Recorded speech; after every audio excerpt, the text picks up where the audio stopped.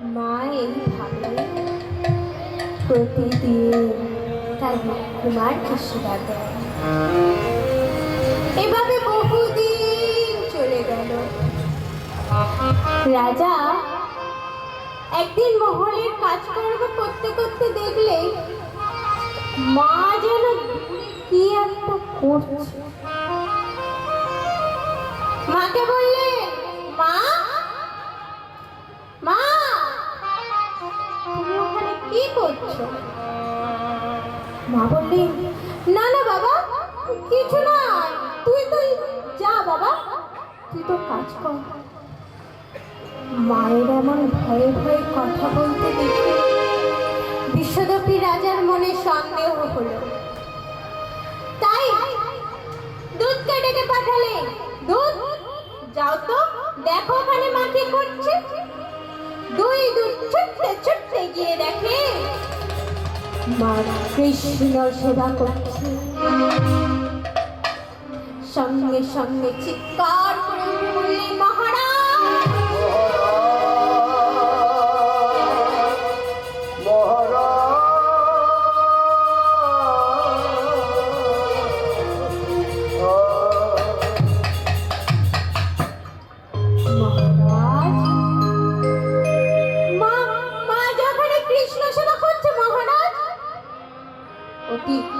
প্রধানিত হয়ে বিশ্বদপী রাজা সেখানে উপস্থিত হলেন।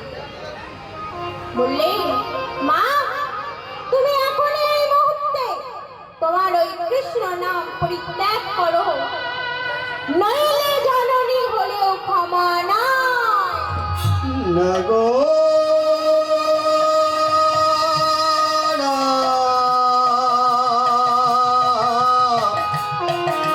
অমনি কথা বলো না, না বলো না।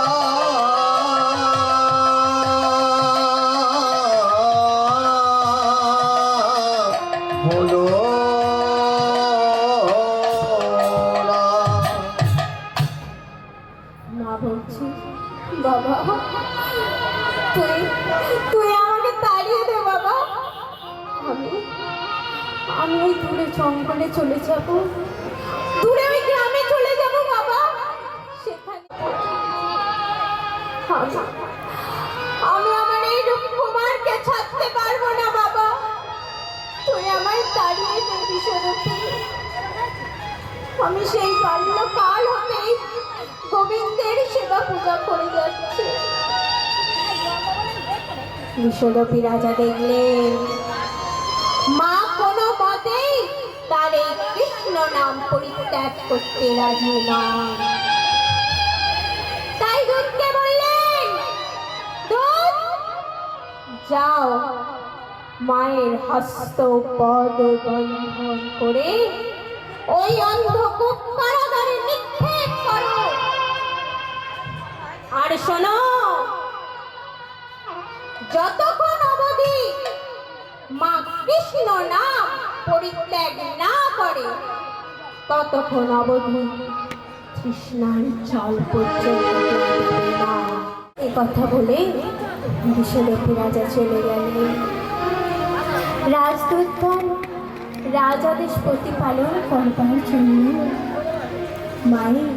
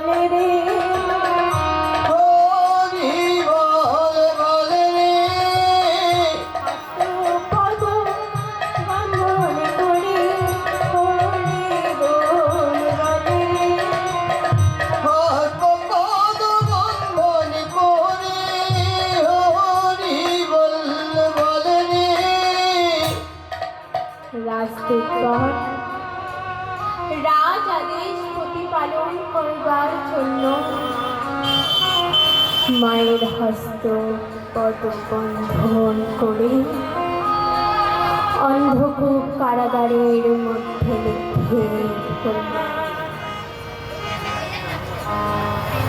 আর মা সেই অন্ধকূপ কারাগারের মধ্যে কাঁদছে আর গোবিন্দকে ডাকছে, হে দয়াময়,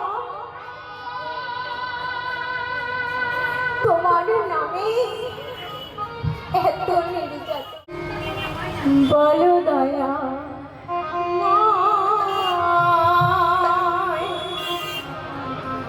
বলো কৃপা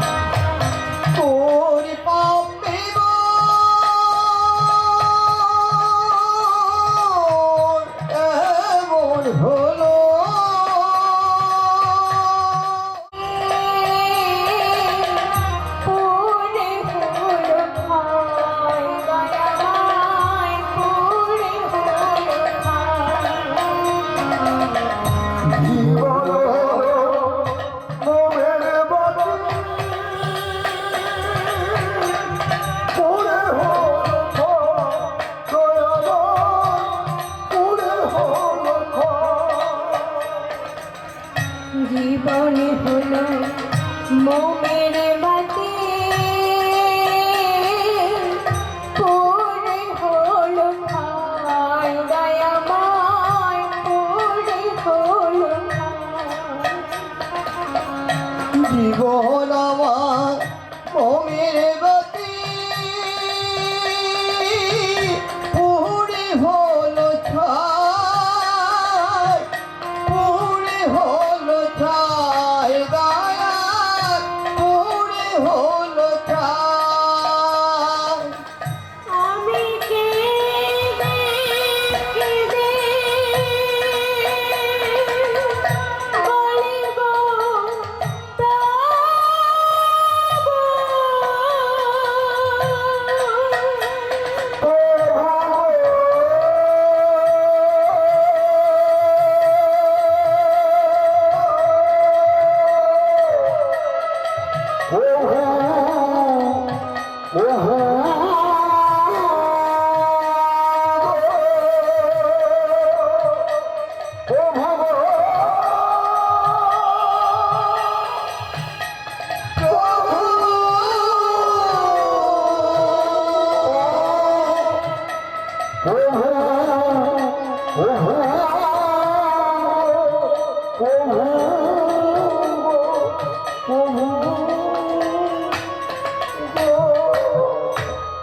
কিন্তু মাকে কেউ এক ফোঁটা জল পর্যন্ত কেউ দিল না। মা মনে মনে ভাবছে, হে দয়াময়, এ কেমন লীলা তোমার, যে কিনা আমার স্বামীর সিংহাসনে বসে আমার স্বামীর অন্ন ভোগ করে আজ আমায় খেতে দিল না। সামান্য কৃষ্ণার জল পর্যন্ত আজ আমায় দিল না।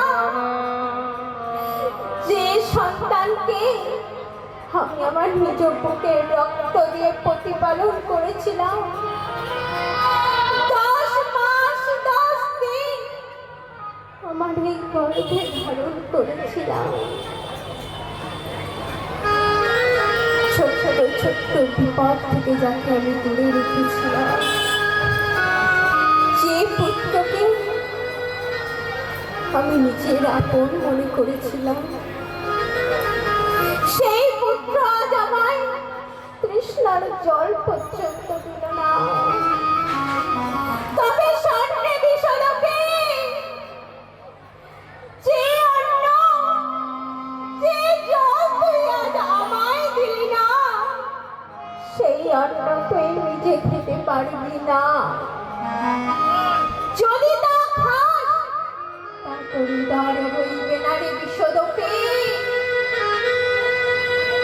মা অন্ধকূপ কারাগারে বন্দি অবস্থায় এ কথা বলে কৃষ্ণ নাম করতে করতে অন্ধকূপ কারাগারে মারা গেলেন। মা যখন মারা গেলেন, মায়ের সকল ক্রিয়াকর্ম শেষ করলেন বিষদপি। এবার বিষদপির শরীরে ধীরে ধীরে শূলরোগ প্রবেশ করল। তিন রানী